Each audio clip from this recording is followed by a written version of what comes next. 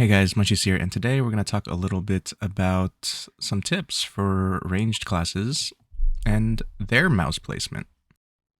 So I had received a comment saying if you have a class that has to place spells, it is not always feasible to keep your mouse close to your character, right?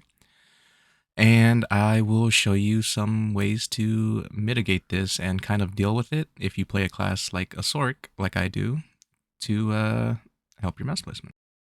Tip number one, if you are a ranged class, it does not mean you have to be far from the boss.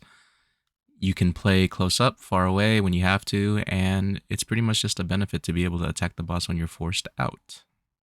I chose Turtle here as a perfect example because it's really dangerous in melee because he's always slamming the ground under him, but you can stand far enough if you're ranged to where you're still close enough to the boss to where you're not putting your mouse super far away from your character.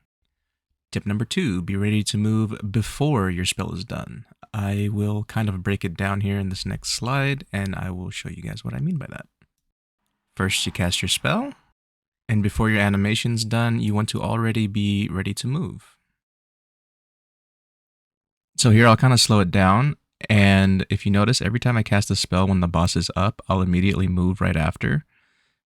And I already am ready to move before the animation finishes. And as you play the game more and more, you'll naturally know where to stand. As you can see, I'm standing pretty close to the boss, but I'm far enough to where if he jumps, the jump will not hit me and I'm still free to just damage him freely. But yeah, I hope this video helps anyone who plays a ranged class, and if you guys have any suggestions for ranged classes or any tips for their movement, please let me know in the comments below, and I will see you guys in the next one. Bye!